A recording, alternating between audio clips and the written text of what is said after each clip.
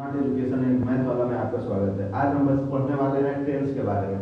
आमतौर पे जो बच्चे होते हैं वो टेंस में कौन सा क्रिया के किस रूप का प्रयोग करें वो उसमें कंफ्यूज रहते हैं। तो आज हम उसका ऐसा ट्रिक बताने वाले हैं जो बच्चे आमतौर पे कभी भी कंफ्यूज नहीं होंगे।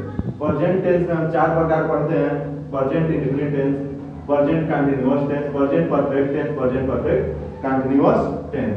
ये चीज हम पढ़ने वाले हैं। पास्ट टेंस में भी same, past indefinite tense, past continuous tense, past perfect tense, past perfect continuous tense, ये हम पढ़ने वाले हैं। फ्यूचर में भी same, future indefinite tense, future continuous tense, future perfect tense और फ्यूचर परफेक्ट कंटीन्यूअस टेंस। तो हम पढ़ने वाले ये है कि प्रेजेंट में किस टेंस में क्रिया के किस रूप का प्रयोग करेंगे।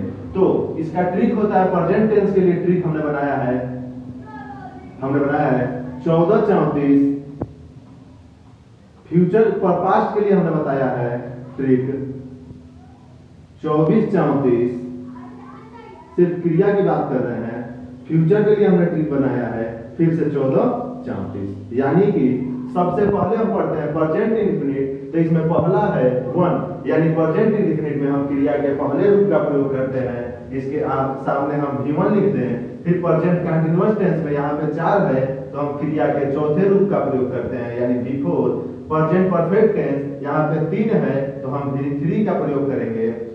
प्रेजेंट परफेक्ट कंटीन्यूअस टेंस में फिर से 4 आ गया यानी हम क्रिया के चौथे रूप का प्रयोग करेंगे। पास्ट टेंस की बात करें तो पास्ट इंडेफिनिट टेंस यहाँ पे 2 आया है यानी हम V2 का प्रयोग करेंगे। फिर पास्ट कंटीन्यूअस टेंस आया है यानी यहाँ पे 4 है तो क्रिया के हम चौथे रूप का प्रयोग करते हैं। फिर से यहाँ पे 3 आया है तो पास्ट परफेक्ट टेंस में हम क्रिया के तीसरे रूप का प्रयोग करते हैं। यहाँ पे 4 आया है तो पास्ट परफेक्ट कंटीन्यूअस टेंस में हम क्रिया के चौथे रूप का प्रयोग करते हैं।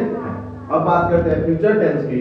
तो फ्यूचर इंडेफिनिट टेंस में फ्यूचर इंडेफिनिट टेंस यहाँ पे 1 आया है तो हम क्रिया का V1 यानी V1 क्रिया के पहले रूप का प्रयोग करेंगे।